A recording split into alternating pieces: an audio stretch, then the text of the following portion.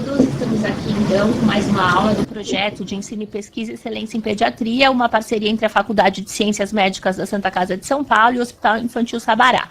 Então eu gostaria de agradecer ao Hospital Sabará pelo apoio no projeto, ao projeto EducaSUS do Governo do Estado de São Paulo. Hoje nós vamos dar início ao módulo de dermatologia pediátrica. Esse módulo será coordenado pela doutora Silvia, que está aqui conosco hoje e fará a primeira aula. O tema da aula de hoje será dermatite atópica e psoríase na infância. A doutora Silvia Souto Maior é mestre em clínica médica, dermatologia, pela Faculdade de Ciências Médicas da Santa Casa de São Paulo e é médica assistente da clínica de dermatologia e responsável pelo setor de dermatologia pediátrica da clínica de dermatologia da Santa Casa de São Paulo. Silvia, muito obrigada, é uma honra recebê-la aqui no dia de hoje para dar início ao curso de dermatologia e podemos dar início à aula então. Bom dia a todos, eu que agradeço a atenção, agradeço o convite, e é sempre um prazer falar para pediatras. Nós vamos falar de dois assuntos, tanto do pediatra como do dermatologista, e que se tratam da dermatite atópica e da psoríase. E o foco será bastante prático, então nós vamos abordar os temas falando principalmente dos aspectos clínicos, diagnósticos diferenciais e da abordagem terapêutica. Só para declarar, não existe nenhum conflito de interesses nessa minha apresentação. Então, vamos iniciar falando sobre a dermatite atópica, que é um quadro inflamatório, crônico, e é caracterizado, então, por períodos de melhora e piora. E a característica clínica principal são as lesões do tipo eczema. As lesões são eczematosas. E como nós sabemos, no eczema, o sintoma principal é o prurido. E é o que mais incomoda a criança com dermatite atópica. Nós devemos lembrar que a prevalência da dermatite atópica ela vem aumentando nos últimos anos, principalmente nos países desenvolvidos. Chega a 20% em países como a Austrália e Estados Unidos. E o quadro se inicia na infância, na grande maioria das vezes no primeiro ano de vida. Portanto, é o pediatra que realmente vai ver a criança apresentando a dermatite atópica no início do processo. Em 70% dos casos, o quadro se inicia antes do 5º ano de vida. E nós devemos lembrar que a dermatite atópica gera um alto custo, tanto para a saúde pública como para o sistema privado de saúde. Por quê? Porque vai exigir uma série de medicamentos e de cuidados que muitas vezes vão onerar essas famílias. Para vocês terem uma ideia, no setor de dermatologia pediátrica da Clínica de Dermatologia do Departamento de Medicina da Santa Casa, praticamente 3/4 dos pacientes que nós atendemos são pacientes com dermatite atópica. A dermatite atópica causa um impacto social muito grande. Altera o desenvolvimento da imagem corporal da criança. Nós sabemos que a criança com dermatite atópica, vocês vão ver daqui a pouco quando nós falarmos especificamente do quadro clínico, ela apresenta lesões em áreas como face, membros superiores, membros inferiores, ou seja, isso aparece e causa muitas vezes constrangimento, principalmente na fase onde a socialização com outras crianças é importante. Além disso, altera o crescimento e desenvolvimento, porque priva essa criança do sono, principalmente por conta do prurido, e de inúmeras medicações, muitas vezes antistamínicos, sedantes, atrapalham o desempenho escolar, etc. E além disso, priva a criança também de alguns prazeres típicos da infância, porque nós somos obrigados a dizer para essa família que essa criança deve evitar contatos com bichos de pelúcia, animais de estimação que soltam pelos. Mesmo a prática de atividades físicas, a gente sabe que o suor agrava um pouco o prurido, então isso pode ser feito, mas com um certo controle, o que dificulta muitas vezes o desenvolvimento e a socialização nessa faixa etária.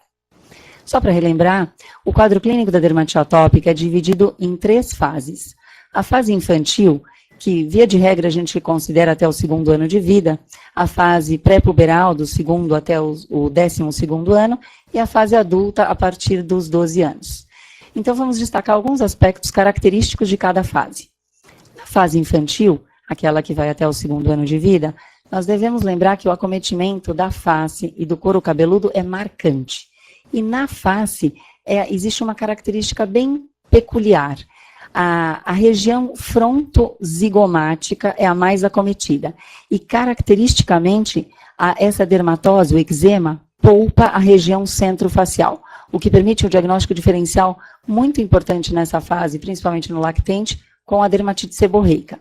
O couro cabeludo geralmente é acometido, então o acometimento do couro cabeludo não é necessariamente seborreico, no atópico isso também ocorre, e as superfícies extensoras, tanto dos membros superiores como dos membros inferiores também. É marcante a simetria das lesões. Então, no eczema atópico, que também ajuda a diferenciar, por exemplo, do eczema de contato, o quadro é em espelho. Então, no membro superior direito e no esquerdo, na região malar direita e na esquerda. E o prurido, geralmente, é presente e bastante intenso.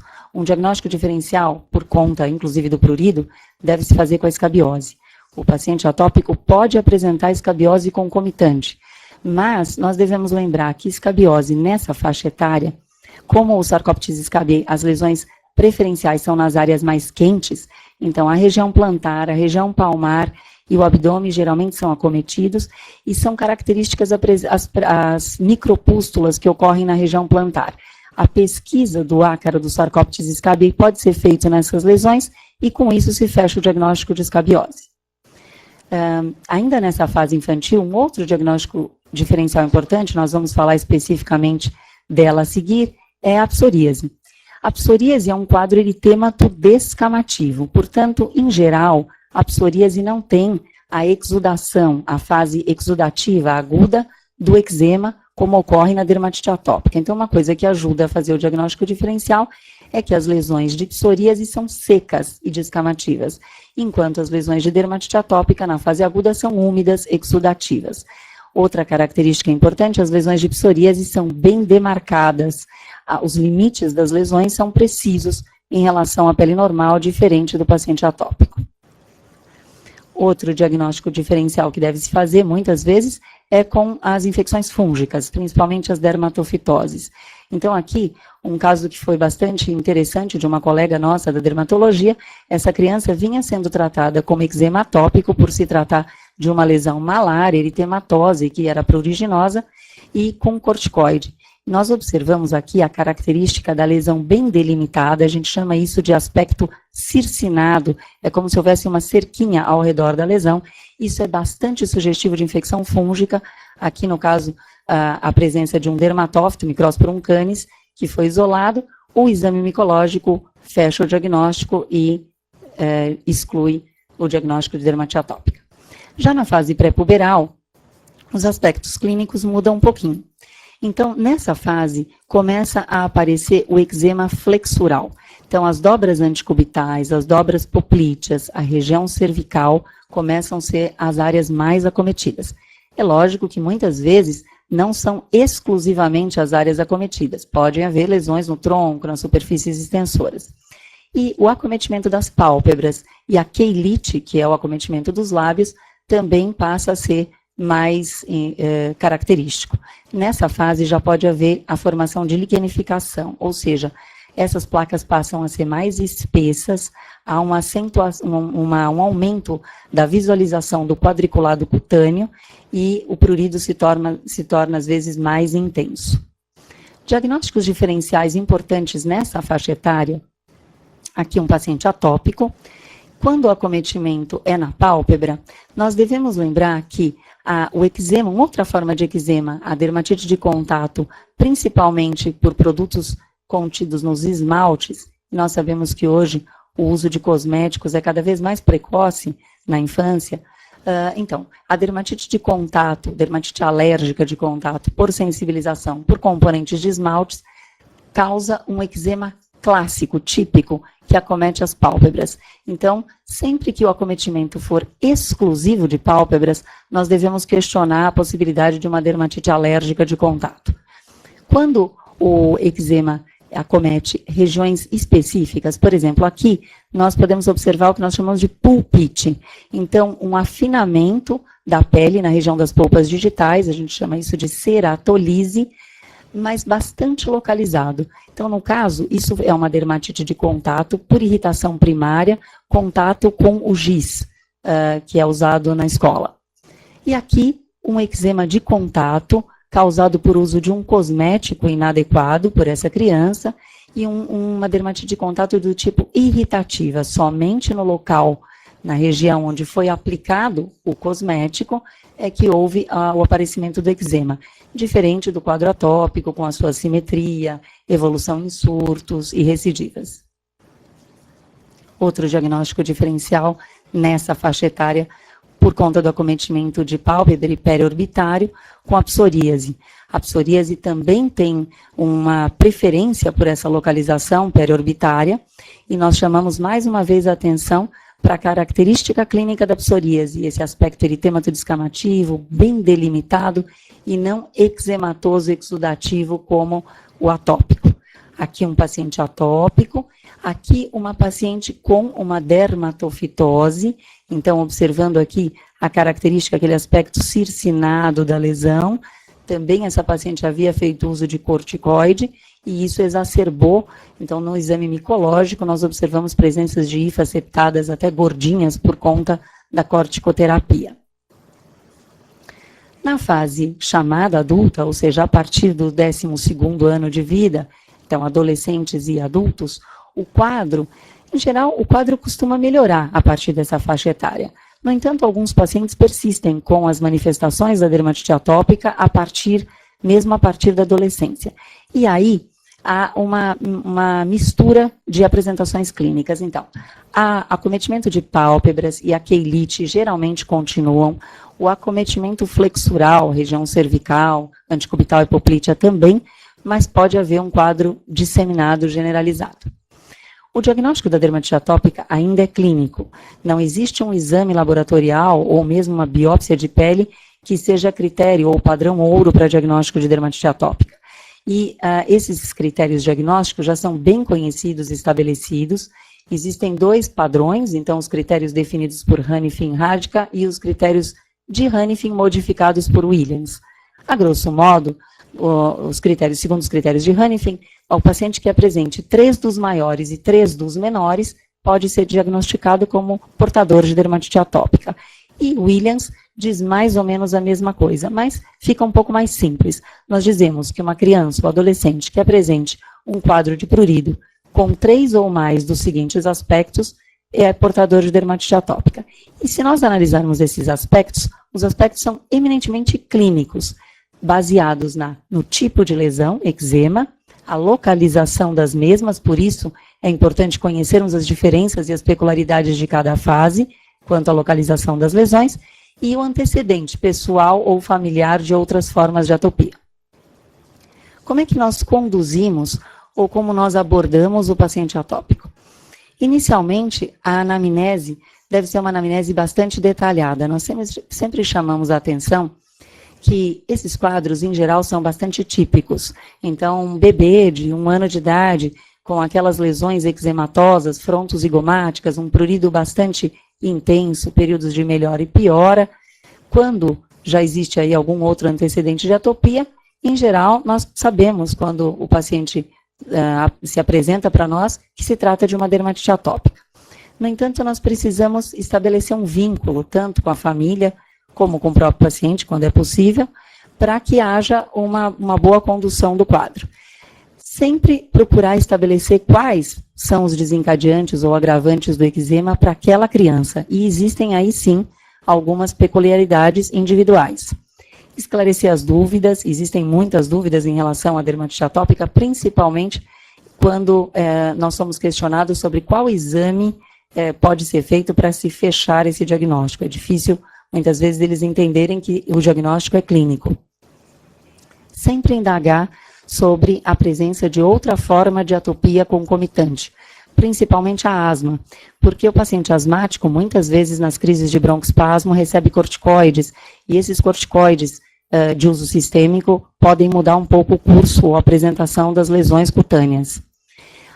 Sempre procurar atender as expectativas da família, geralmente é com a família o vínculo, e da criança quanto ao tratamento e à evolução, porque nós estamos tratando de um quadro crônico e até o momento nós sabemos que não existe nenhum milagre para tratamento da dermatite atópica. Como nós vamos abordar, uma série de orientações devem ser seguidas para que haja um êxito terapêutico. Em relação ao exame físico, sempre estabelecer a localização, a extensão do eczema e também se há ou não infecção secundária. nós vamos ver a seguir que a infecção secundária é muito comum no paciente atópico e quando ocorre a infecção, ela deve ser tratada antes do tratamento da inflamação.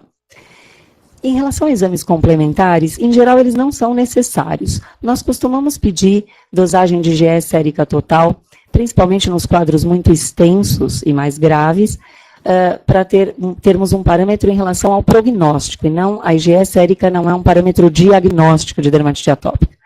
Testes de contatos, chamados PET tests, eles podem ser realizados em criança. No entanto, eles só devem ser orientados quando há suspeita de uma dermatite alérgica de contato, no caso de esmalte, por exemplo, associada à dermatite atópica.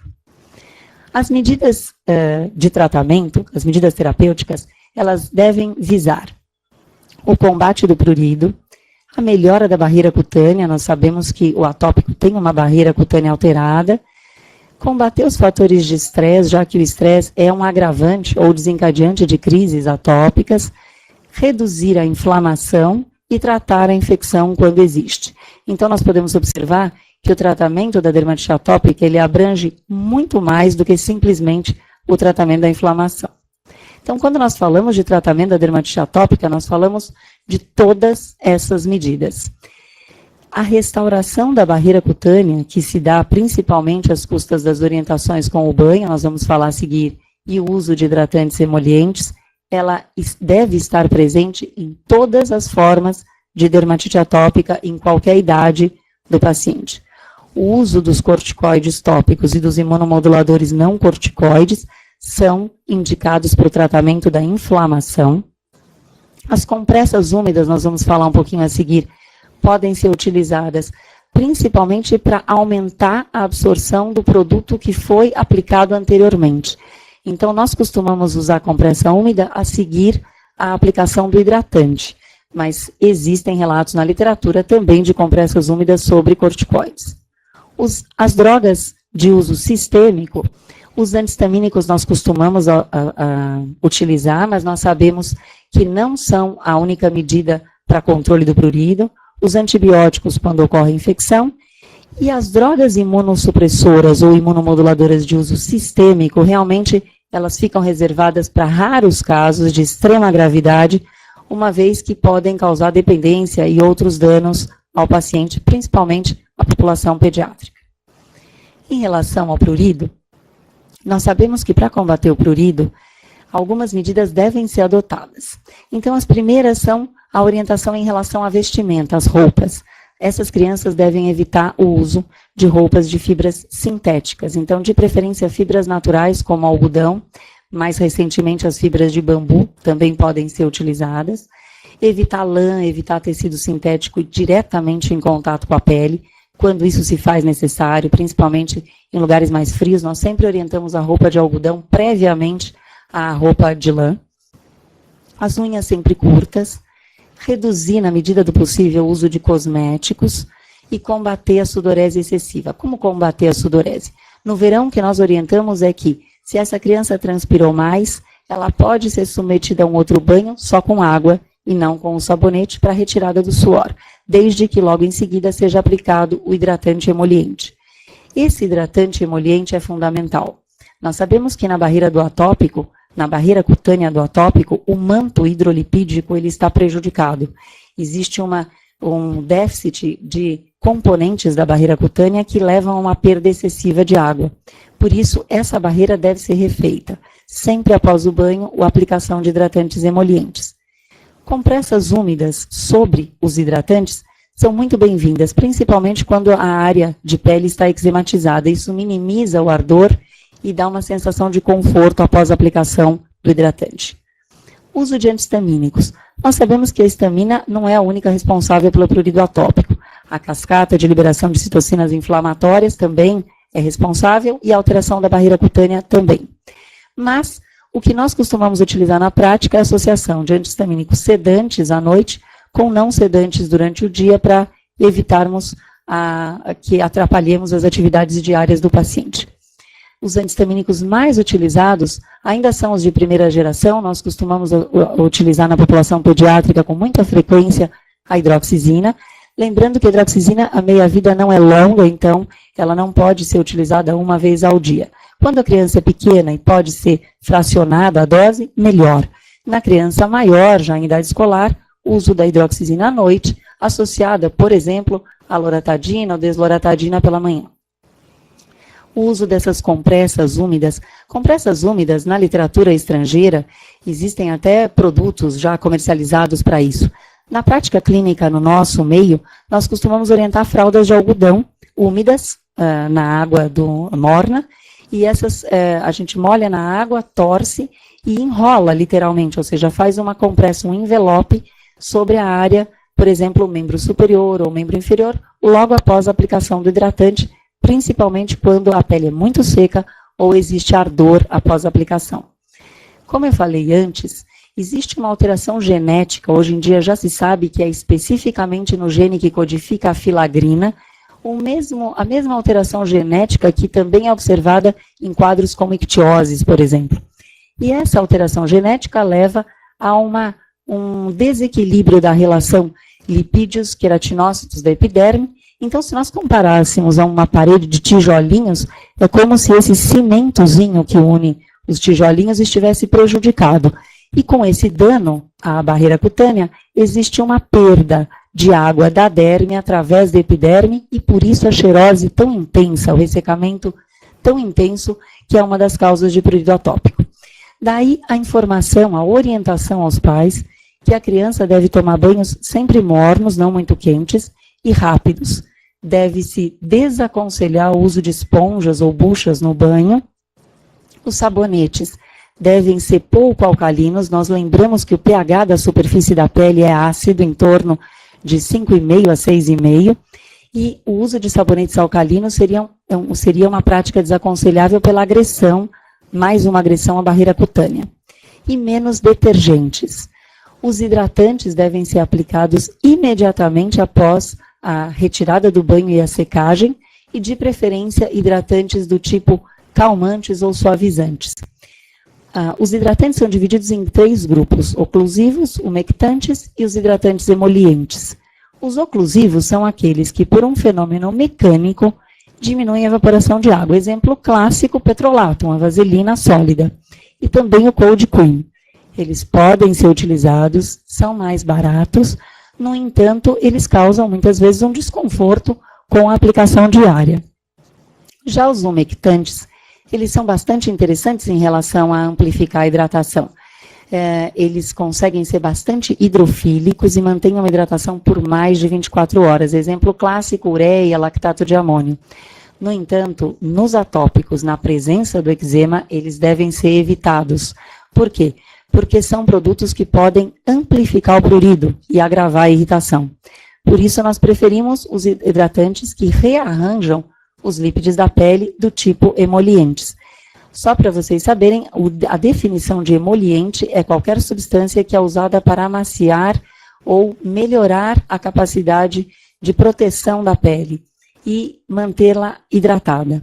As compressas úmidas após o hidratante podem facilitar essa técnica de aplicação. Quando existe a infecção da pele do atópico, e aqui é clássico, as crostas amareladas, melicéricas, muitas vezes não há necessidade de se apresentarem as crostas melicéricas, mas uma exacerbação abrupta do eczema. Então, aquela criança que vinha bem, de repente começa a exudar rapidamente e coçar demais, com fissuras e microcrostículas, isso pode indicar a infecção, não simplesmente a presença do Staphylococcus aureus, que é o agente mais frequentemente envolvido na infecção da pele do atópico. Quando existe infecção, essa infecção deve ser tratada antes do tratamento da inflamação. Então, na nossa prática, a orientação é suspender o uso de corticoide tópico, se tratar com antibiótico. Em geral, nós utilizamos cefalosporinas de primeira geração, a cefalexina é a mais utilizada. Ela tem um bom espectro para o Staphylococcus e permite o tratamento ambulatorial. Em alguns casos de resistência, a associação amoxiclavulanato ou clinda em populações maiores podem ser utilizadas. Quando não existe uma resposta à terapêutica oral, pode ser utilizado a terapêutica endovenosa nos casos de resistência. Então, aqui, um paciente atópico que apresentava infecção secundária, o uso da cefalexina por 10 dias e a hidratação sem uso de corticoides, vocês podem observar uma melhora clínica significativa. Esse outro paciente não respondeu à cefalexina, precisou ser internado e recebeu oxacilina endovenosa, além das medidas de hidratação, com uma resposta favorável.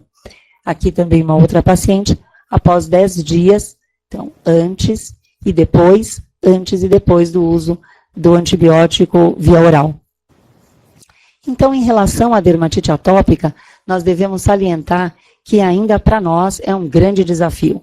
Um desafio terapêutico mais do que um desafio diagnóstico, e nós devemos lembrar que não é uma simples conduta ou uma simples droga que vai melhorar a qualidade de vida do atópico, e sim um conjunto de medidas e uma boa relação médico-paciente que sempre deve ser orientada.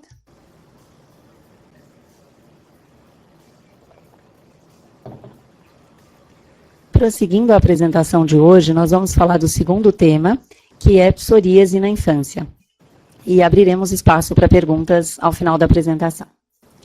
Quanto à psoríase, nós vamos falar então de uma dermatose também crônica, também de caráter inflamatório, só que a apresentação clínica aqui já é um pouco diferente da atópica.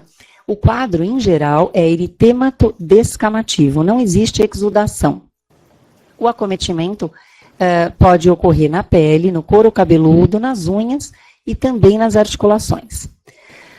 A causa da psoríase ainda é desconhecida e acredita-se que a etiopatogenia seja multifatorial, envolvendo fatores genéticos, inflamatórios, autoimunes, responsáveis pelo desencadeamento desse quadro eritemato descamativo.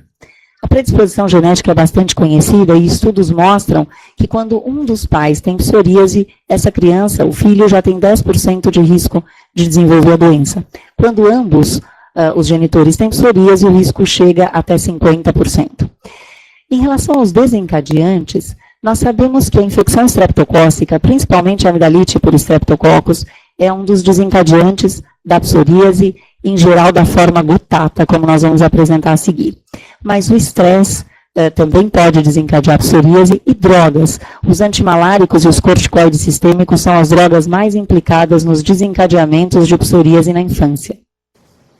A psoríase, em geral, ela tem início mais tardio. Ela começa pós-adolescência ou na idade adulta. Somente 2% dos casos de psoríase se iniciam antes do 2º ano de vida, mas, se nós considerarmos os adolescentes, então, até 45% dos casos podem ter início antes dos 16 anos. Quanto aos aspectos clínicos, na psoríase, chama a atenção o limite muito preciso dessas lesões eritemato-descamativas. O quadro, ele começa com pápulas e placas do tipo eritematosas, com superfície descamativa, e é característico na superfície da lesão a presença dessas escamas prateadas. Quando nós fazemos uma fricção com um instrumento na superfície dessa lesão, pode ser um abaixador de língua, a ponta de uma caneta protegida por gaze, nós observamos a descamação do tipo vela, daí o sinal da vela. E como existe uma papilomatose significativa, o topo da papila dérmica fica muito próximo da superfície da pele e a derme é vascularizada, pode haver pequeno sangramento com a fricção, que é o sinal do orvalho sangrante. A diferença da psoríase na infância em relação às lesões do adulto é que as lesões são mais finas, a pele da criança é mais fina.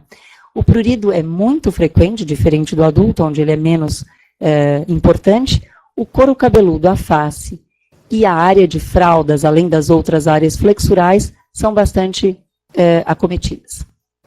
As formas clínicas mais comuns na infância são a gutata e a psoríase em placas.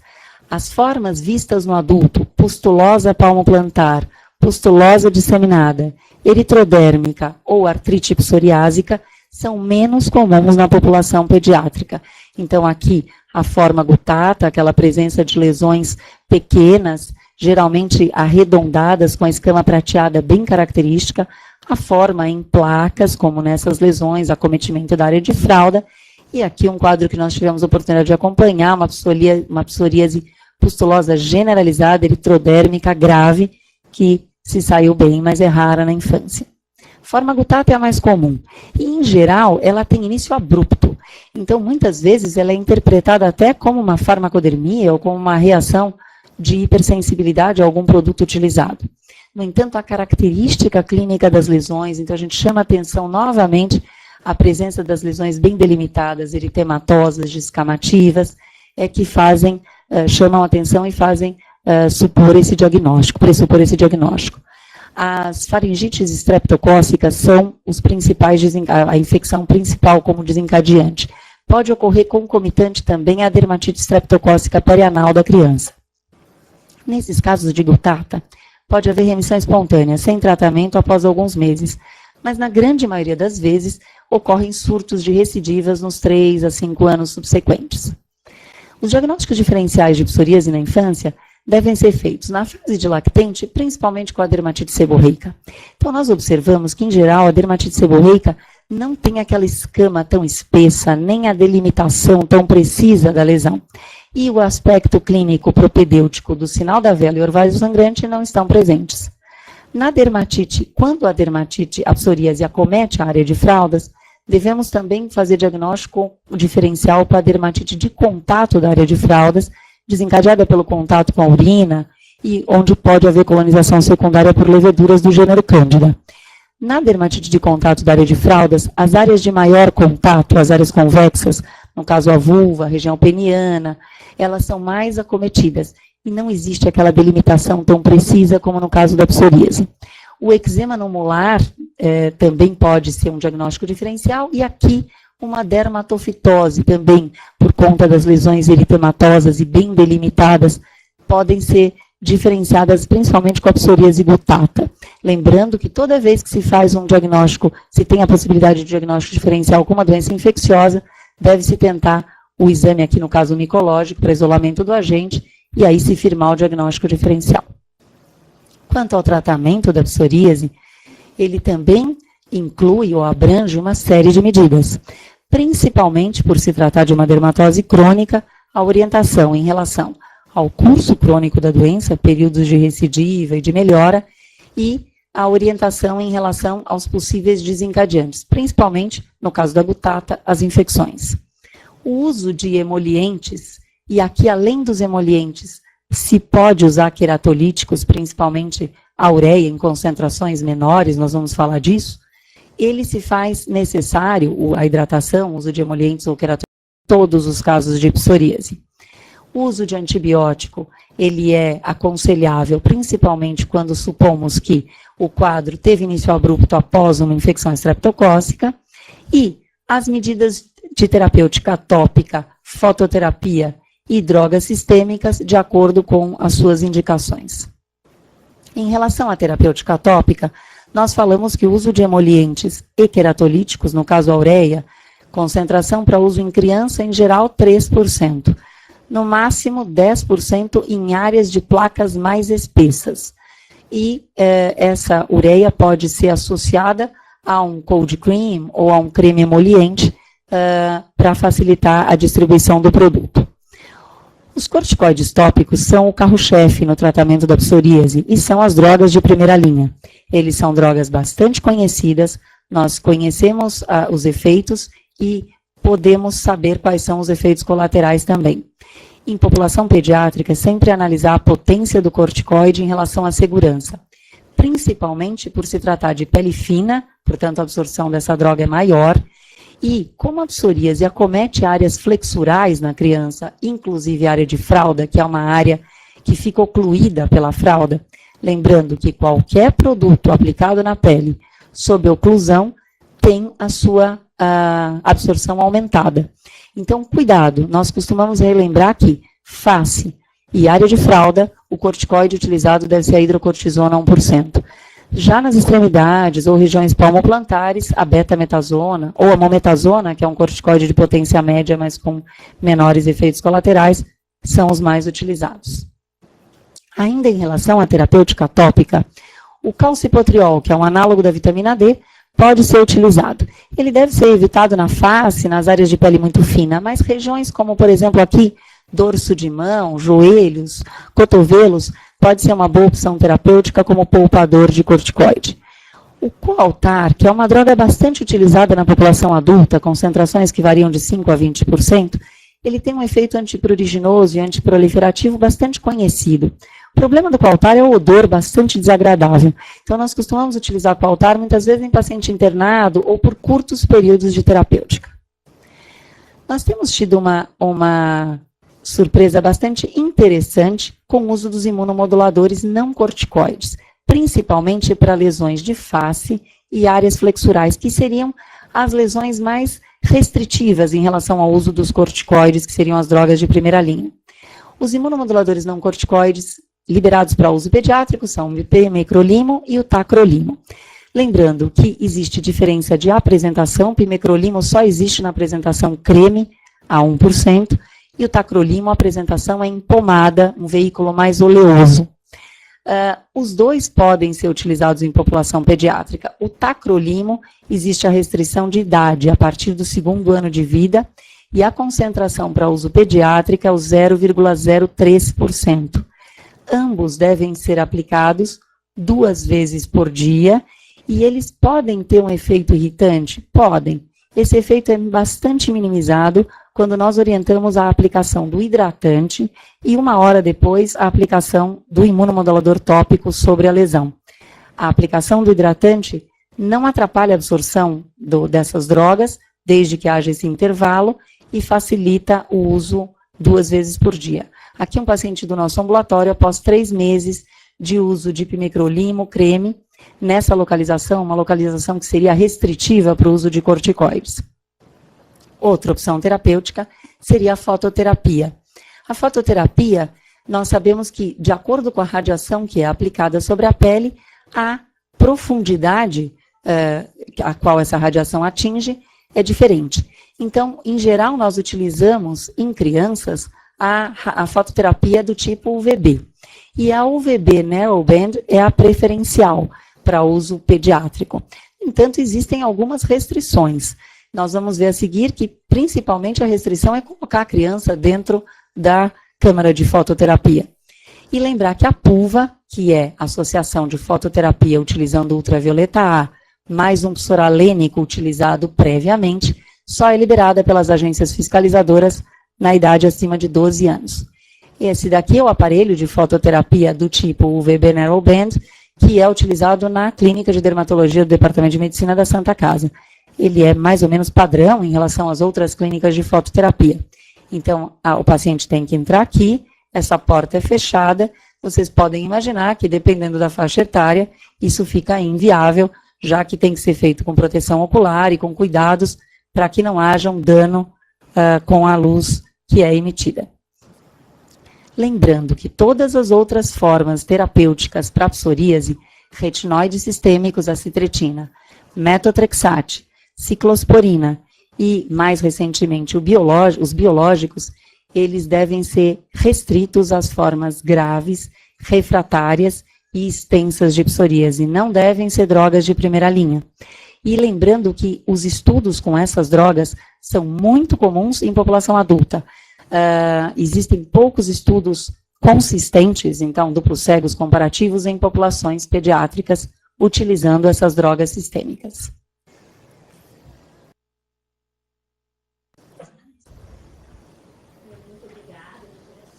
Pela excelente apresentação, né? A gente pôde perceber aí a prática e a experiência da doutora Silvia nessa aula, e agora nós vamos então abrir para perguntas. Se algum dos pontos que estiver nos assistindo tiver alguma pergunta, é só acionar o chat que a gente passa a palavra. E se algum dos residentes que estiver aqui conosco, os residentes da pediatria e a residente da dermatologia tiver alguma pergunta, nós também estamos à disposição. Queria fazer a seguinte pergunta para a doutora Silvia, né? Você mostrou em relação à dermatite atópica o aumento da prevalência da doença nos últimos anos, principalmente nos países desenvolvidos. Isso estaria associado com a vida moderna? Porque a vida moderna hoje das crianças né? Os corantes estão em todos os lugares. Quando a gente vai ao supermercado, se a gente vê o rótulo de tudo tem um pouquinho de corante. Então, eu queria saber um pouquinho a importância da vida moderna nessa desencadeamento da dermatite atópica e da restrição desses fatores que você falou, assim, tem que tirar todos os corantes, dessa importância. Então, os artigos mostram, e nós observamos na prática, que tem realmente aumentado muito a frequência da dermatite atópica. E existem inúmeras teorias, isso é bastante controverso, Flávia. Existem aqueles que defendem a teoria da higiene, então eles dizem que as crianças que são submetidas a todos esses excessos de cuidados, então, são crianças que, se a chupeta cai no chão, ela é jogada fora, essa criança não anda descalça, ela não tem contato com animais, enfim, ela vive quase numa redoma, essa criança teria maior risco de desenvolver dermatite atópica. Existem algumas controvérsias, os estudos não são muito consistentes, nós sabemos que existem inúmeros interesses aí associados a esses estudos. Na prática, o que nós observamos é que essas crianças atualmente são submetidas cada vez mais precocemente, sim, a uma série de produtos e contactantes que antes não eram submetidos. Então, em relação aos cosméticos, isso é fato. Então, nós observamos que nos últimos anos cresceu muito essa fatia de mercado. Então, a população pediátrica passou a ser bastante interessante do ponto de vista comercial e são lançados todos os anos inúmeros cosméticos para crianças. Sempre nós devemos orientar que esses cosméticos devem ser previamente testados, nem sempre a procedência é tão boa, e isso sim poderia favorecer. O que está estabelecido é que alguns corantes artificiais, tanto em tecidos como em alimentos, eles podem agravar o prurido atópico e o eczema. Mas, como eu disse no início, estabelecer os fatores desencadeantes para cada paciente. Então, valorizar aquela peculiaridade individual. Muitas vezes a mãe diz para nós, quando o meu filho usa uma roupa colorida, ele piora a coceira. E nós, então, orientamos que sempre seja usado um tecido não sintético, um algodão, embaixo, e usa a roupa colorida, bonitinha, por cima, se nesse caso existe essa comprovação. E a mesma coisa em relação aos corantes de alimentos. Quanto mais tardio for o incentivo a essa criança consumir corante de alimento, melhor, principalmente no caso do atópico. Perfeito. Se tiver mais uma perguntinha em relação ao desencadeante ou perpetuando a dermatite atópica, é do leite. Você tem alguma coisa para nos dizer se o leite pode ter ou não, um leite de vaca, né, algum papel, se normalmente vocês costumam indicar a suspensão do leite em algum momento ou se não tem evidências? Quando existe comprovadamente uma correlação ou quando existem sintomas gastrointestinais associados, então o que nós orientamos é que o pediatra possa, se possível, fazer uma substituição. A proteína, o problema aí seria a proteína do leite de vaca. A gente não observa isso quando a criança recebe aleitamento materno, e sim quando ela passa a receber leite de vaca ou outros fórmulas, enfim, outros leites artificiais. É interessante isso, porque existe uma dualidade. Em geral, o pediatra valoriza muito a alergia ao leite de vaca, mais do que nós, dermatologistas. O que eu costumo fazer é o seguinte, valorizar a história clínica. Quando o paciente, além da dermatite atópica, apresenta diarreia, intolerância alimentar ou algum sintoma gastrointestinal associado, e a troca do leite pode ser benéfica por conta disso, não há problema. Quando existe quando não existe essa correlação, o quadro é exclusivamente cutâneo, o que nós orientamos é começar sempre o tratamento a partir das orientações em relação à manutenção de barreira cutânea, tudo que nós falamos anteriormente. E se realmente não houver um sucesso terapêutico, uma melhora, aí sim substituir o leite. O leite realmente nessa primeira fase é um alimento principal da dieta da criança. Então muitas vezes essas trocas, principalmente em populações mais carentes, não são tão fáceis assim. Tá ótimo. Mas uma perguntinha em relação ao tratamento, né? Os corticoides tópicos, eu queria que você dissesse isso pra gente, acho que são de fáceis aquisição, digamos, financeiramente, o paciente consegue comprar, né? Os imunomoduladores não corticoides, pinecrolimos, o tacrolimos, que acho que têm sido muito usados, né, tanto na dermatite atópica, e você mostrou também na psoríase, já tem um custo mais elevado, né? E tem outras medicações que para nós pediatras da psoríase realmente são um pouco menos conhecidas, mas em relação ao custo, o governo, a Secretaria do Estado fornece essa medicação de alguma forma, o paciente consegue comprar normalmente? Então, nós devemos lembrar que os corticoides ainda são as drogas de primeira linha para uso tópico, tanto na dermatite atópica como na psoríase. Por que eles são? Porque são drogas eficazes, nós sabemos quais são os efeitos, e se eles forem bem administrados, ou seja, bem empregados, respeitando as concentrações, a potência, a localização onde ele vai ser empregado, eles são drogas seguras. O que nós devemos evitar é, em população pediátrica, a grosso modo, uso de corticoide fluorado de alta potência.